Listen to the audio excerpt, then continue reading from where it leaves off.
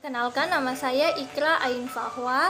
Kali ini saya yang akan mewakili kelompok 1 menjelaskan hasil review buku pada chapter 5 mengenai pedagogikal. Oke, langsung saja. Buku ini berjudul Managing E-Learning Strategies, Design, Delivery, Implementation, dan Evaluation. Nama penulisnya sendiri adalah Badrul Khan dan penerbitnya adalah IGE Global. Jumlah halamannya sendiri 439 halaman dan pertama kali terbit pada tahun 2005. Buku ini dirancang untuk individu mengejar studi formal dalam pendidikan jarak jauh dan e-learning, serta mereka yang ditantang dengan tugas pengembangan kursus untuk program e-learning. Adapun bagian buku yang akan dibahas pada review kali ini adalah pada chapter 5 dengan judul chapter yaitu Pedagogical Issue.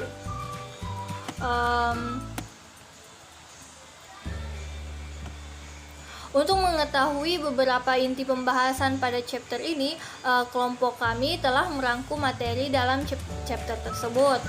Adapun bisa kita lihat sebagai berikut. Nah, yang pertama yaitu content analysis. Nah, di mana konten yang disajikan dalam kursus unit e-learning tergantung pada tujuan pembelajaran dan kursus tersebut. 2.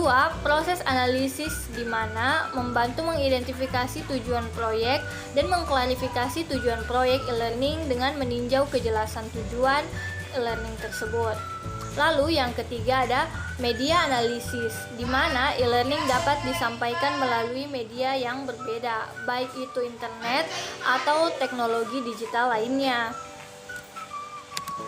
Nah, yang selanjutnya yang keempat, pendekatan desain, di mana harus menganalisis atribut setiap media pengirim untuk mengeksplorasi apakah bisa digunakan untuk jenis konten e-learning yang kita inginkan. Nah, selanjutnya ada design approach. Pendekatan desain untuk kegiatan e-learning tergantung pada jenis domain pengetahuan konten e-learning di sini. Selanjutnya yang keenam ada kontrol pembelajaran pertimbangan teoritis. Ini penting untuk desain kursus di World Wide Web adalah untuk kegiatan pembelajaran. Dalam merancang kegiatan e-learning, kita menghadapi banyak masalah desain seperti haruskah siswa bertanggung jawab atas pembelajaran mereka sendiri? Seperti itu. Lalu yang ketujuh ada organisasi, di mana di sini konten dalam e-learning harus diatur dengan strategi urutan pembelajaran, di mana membantu pelajar dalam mencapai tujuan mereka. Lalu yang kedelapan ada instruktural strategis, di mana berbagai instruksional dapat digunakan dalam e-learning untuk memfasilitasi pembelajaran dalam membantu siswa mencapai tujuan belajarnya. Nah, selanjutnya yang kesembilan ada presentasi. Presentasi didefinisikan sebagai seperangkat fakta atau konsep yang menyajikan prosedur dan prinsip.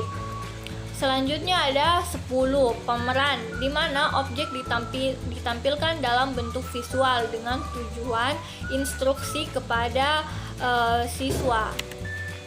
Lalu yang ke-11 ada demonstrasi metode yang menunjukkan atau mensimulasikan cara kerja sesuatu.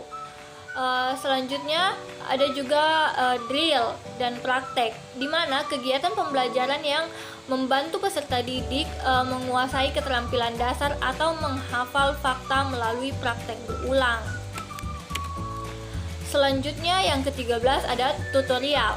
Nah, tutorial ini merupakan format umpan balik respon presentasi untuk menyajikan cara dalam contoh yang dikerjakan. Tutorial ini berbasis web, cenderung menyajikan konten, menimbulkan pertanyaan atau masalah, di mana pelajar diminta untuk menanggapi dan kemudian memberikan umpan balik. Selanjutnya ada storytelling atau teknik narasi yang digunakan secara efektif dalam e-learning untuk semua budaya. Nah, selanjutnya ada game. Game di sini dapat menjadi perangkat instruksional yang sangat memotivasi dan meningkatkan keterampilan. Selanjutnya ada simulasi. Simulasi ini merupakan rekreasi buatan dari situasi kehidupan nyata. Selanjutnya ada role playing.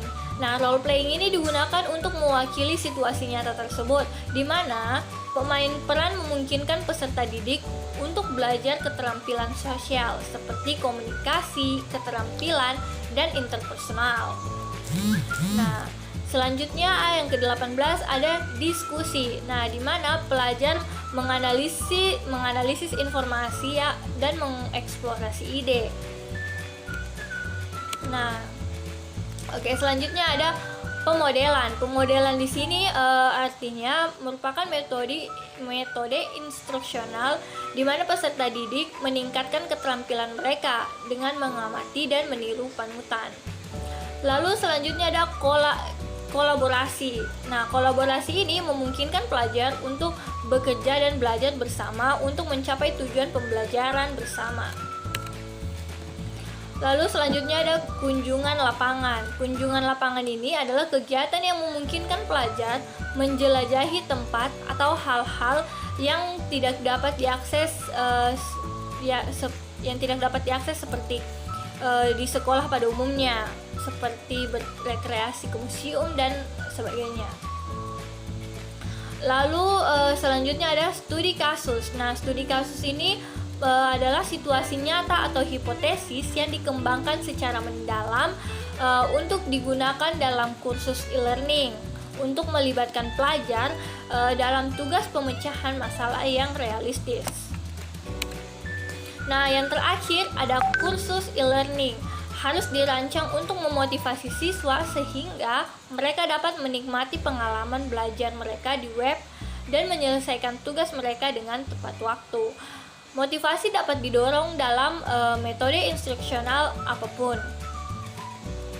Nah, oke, itu dia poin terakhir dari hasil review kami pada chapter 5 mengenai pedagogical issue. Terima kasih telah menyimak. Assalamualaikum warahmatullahi wabarakatuh.